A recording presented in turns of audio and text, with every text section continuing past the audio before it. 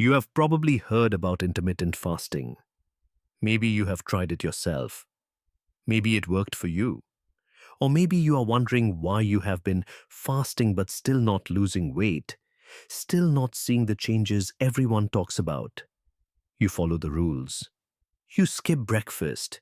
You hold off until noon. You feel hungry. You push through and yet the scale barely moves. The mental clarity people rave about never quite arrives. You start to wonder if fasting even works or if your body is somehow different.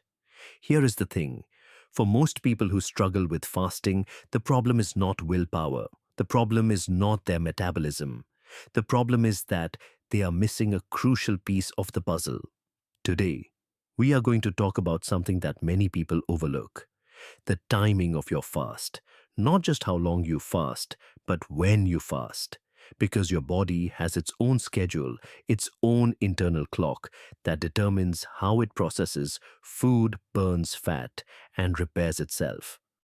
And if you understand that schedule, you will know exactly when your body burns fat most efficiently, when your cells start cleaning themselves, and when growth hormone peaks to protect your muscles. This is not just about skipping meals. This is about working with your biology instead of against it. Before we dive in, I need to remind you that this is educational content to help you understand your body better.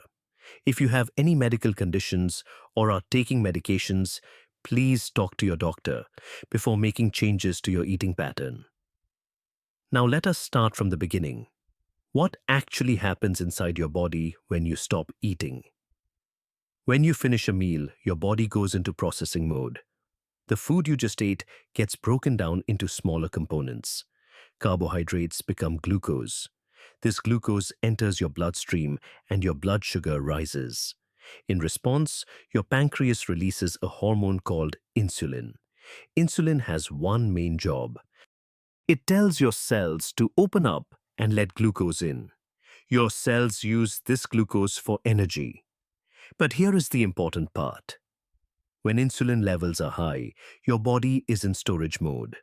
Fat cannot be released from your fat cells. Your body is focused on processing and storing the energy you just consumed. This processing phase lasts about 4 to 6 hours, depending on what you ate. A meal high in carbohydrates and sugar keeps insulin elevated longer. A meal with more protein and fat allows insulin to drop faster.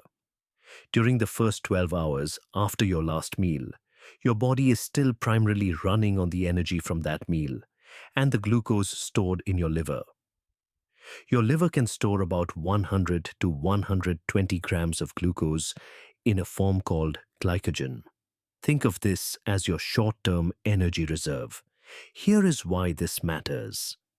If you eat every 2 to 3 hours, if you snack throughout the day, if you have a sugary coffee in the morning and a sweet drink in the afternoon, your body never gets the chance to move past this phase. Insulin stays elevated. Fat stays locked in storage. Your body never switches to burning its own reserves. This is the situation most people find themselves in. They are constantly in processing mode, never in burning mode. Now, let us talk about what happens when you push past that 12-hour mark. Somewhere between 12 and 16 hours without food, something significant begins to happen. The glycogen stored in your liver starts running low. Your body needs to find another source of energy. And this is when it finally turns to your fat stores. When insulin drops low enough, your fat cells receive a signal to release their contents. Fatty acids enter your bloodstream and travel to your liver. Your liver then converts these fatty acids into molecules called ketones. Ketones are an alternative fuel source that your brain and muscles can use for energy.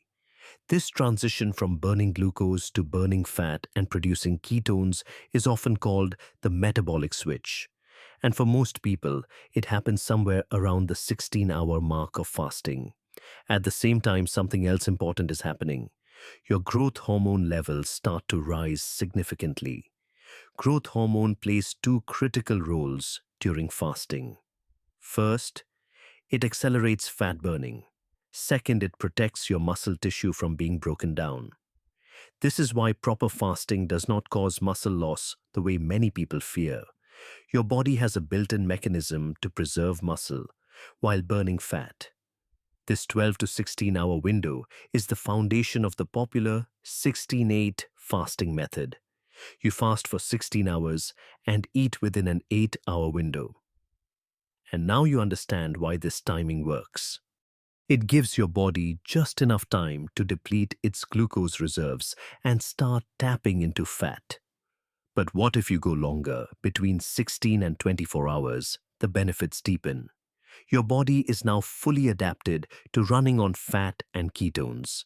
But something else is starting to happen at the cellular level. A process called autophagy begins to activate more strongly. Autophagy is a word that comes from Greek meaning self-eating. It sounds alarming, but it is actually one of the most beneficial things your body can do. Here is how it works. When your body is not receiving protein from food, it needs to find protein from somewhere else. Instead of breaking down healthy muscle tissue, your body prioritizes recycling damaged and dysfunctional components inside your cells.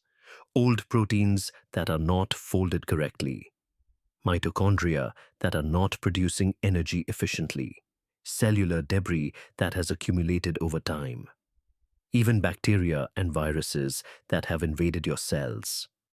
Your cells gather these damaged components, wrap them in a membrane structure called an autophagosome, and deliver them to another structure called the lysosome.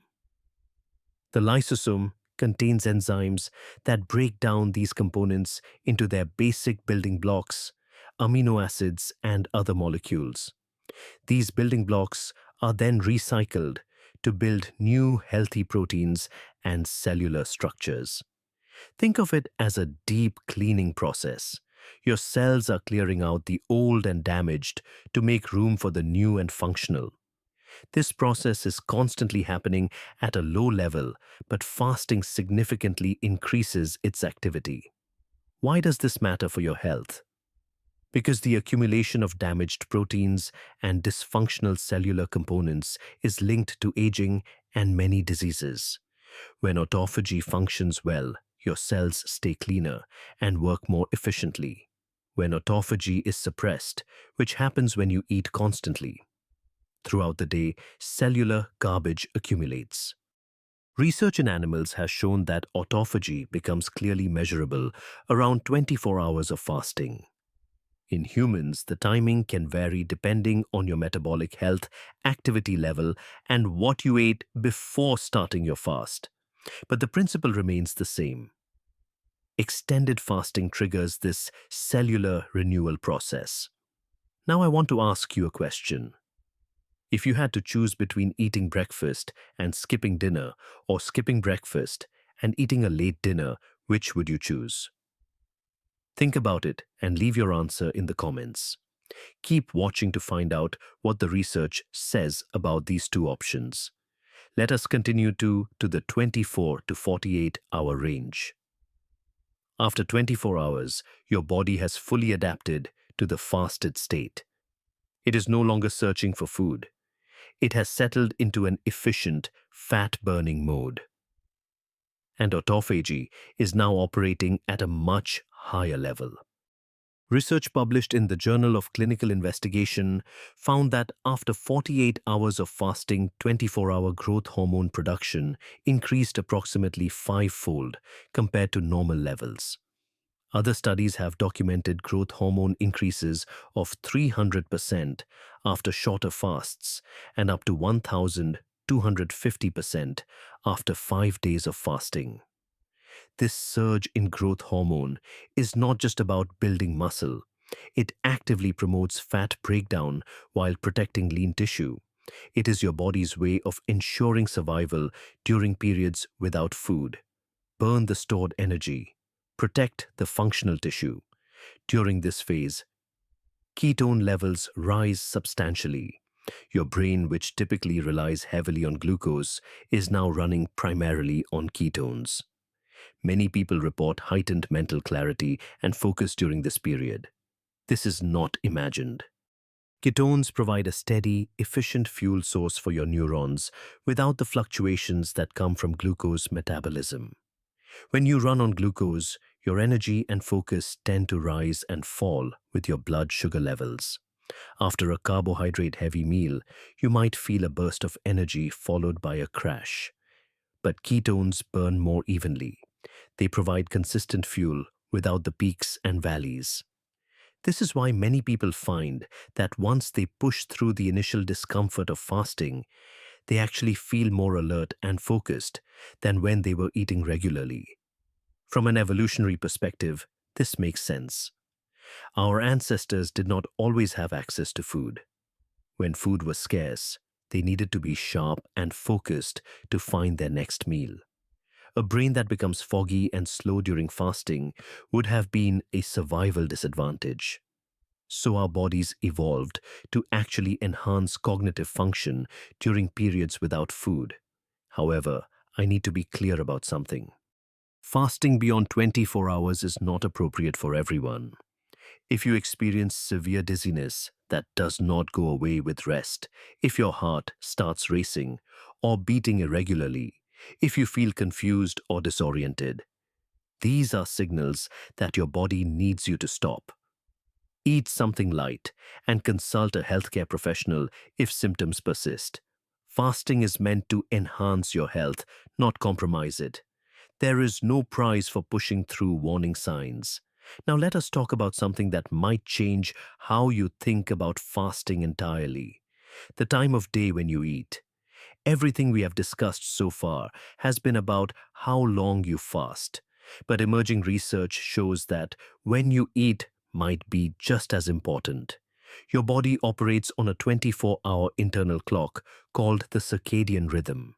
This clock influences almost every biological process in your body, including how you process food. Here is what the research shows. Your sensitivity to insulin is highest in the morning and gradually decreases as the day progresses. By evening, your ability to process glucose has dropped by approximately 17% compared to the morning. This means the same meal eaten at 8 in the morning versus 8 in the evening will have different effects on your blood sugar and insulin response. In the early 2000s, a scientist named Dr. Sachin Panda at the Salk Institute in California was studying the circadian rhythms of the liver. He conducted an experiment with two groups of mice. Both groups were fed the exact same food, the same number of calories, the same high-fat diet. The only difference was timing. One group could eat whenever they wanted throughout the 24-hour day. The other group could only eat within an 8 to 12-hour window each day. The results surprised the entire research team. The mice that ate within the restricted time window were leaner, healthier, and showed fewer signs of metabolic disease despite eating the exact same amount of calories. This finding demonstrated something profound.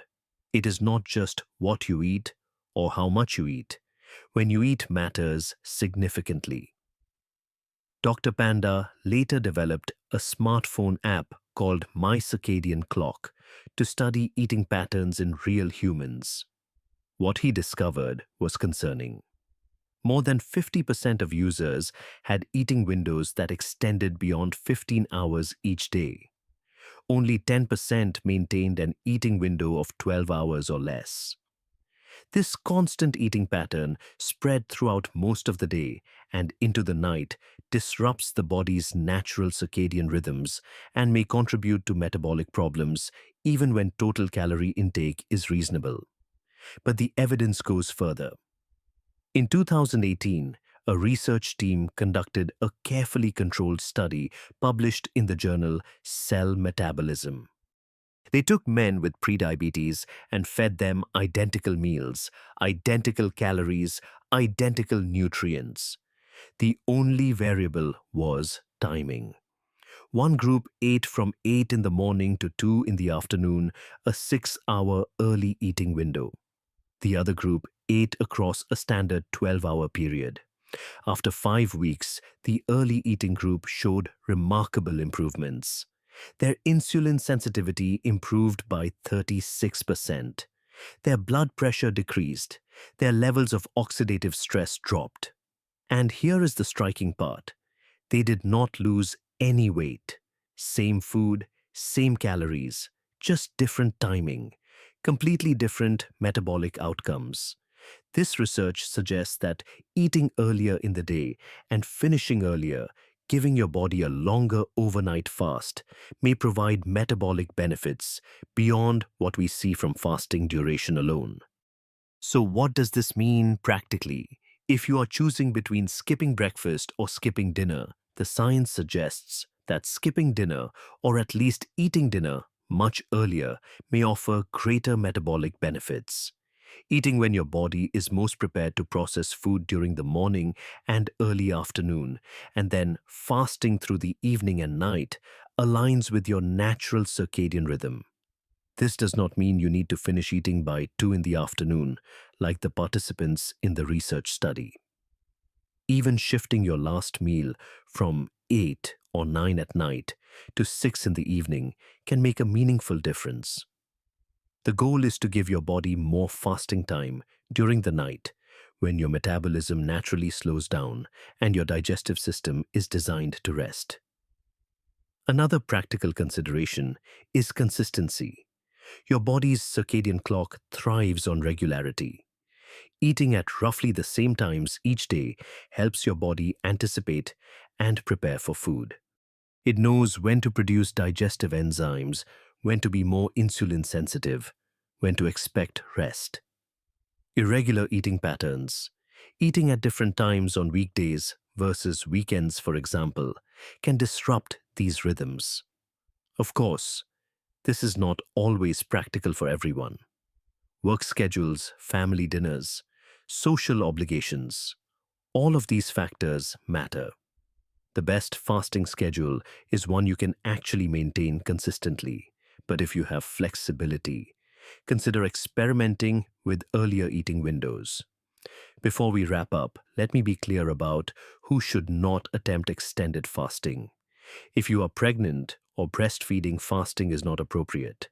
If you have a history of eating disorders, fasting can trigger harmful patterns and should be avoided. If you have insulin-dependent diabetes, you must work closely with your doctor before making any changes to your eating schedule. If you have chronic kidney disease, if you are underweight, if you are a whole child or teenager, extended fasting is not recommended. And if you take medications that require food, you need to coordinate with your healthcare provider. For everyone else, the signs that you should stop a fast immediately include severe dizziness that does not resolve with rest, heart palpitations, or irregular heartbeat, confusion or unusual difficulty concentrating, nausea or vomiting and weakness, so severe that you cannot perform normal daily activities. Fasting is a tool to improve health. It is not a competition to see who can endure the most discomfort. Start with a 12-hour eating window. If that feels comfortable, gradually reduce to 10 hours, then 8 hours. There is no need to rush. So let us bring this all together. You now understand the timeline. The 12 to 16-hour mark is when fat burning truly begins and growth hormone starts to rise. The 16 to 24-hour range is when autophagy activates more strongly and your cells begin their deep cleaning process. The 24 to 48-hour window is when autophagy reaches its peak and growth hormone surges to protect your muscles while maximizing fat burning. But beyond duration, you now understand timing. Eating earlier in the day when your insulin sensitivity is highest, and fasting through the evening and night when your metabolism naturally slows, may enhance all of these benefits. Fasting is not about punishing your body. It is about giving your body the time it needs to do what it cannot do when constantly processing food. Burning stored fat, cleaning damaged cells, repairing and renewing. Some experts argue that as long as you fast for enough hours, the timing does not matter. Others say that circadian alignment is essential and cannot be ignored. Now you have the information from both perspectives. What do you think? Does duration matter more, or does timing matter more? Share your opinion in the comments. I also want to know about your current practice. How many hours is your current fasting window? And what time do you usually eat your first meal of the day? Leave your answers below. If you know someone who has been trying to fast but has not seen the results they expected, this video might be the missing piece they need. Share it with them. And if this content was helpful to you, please hit the like button and subscribe so you do not miss the next video. I will see you in the next one.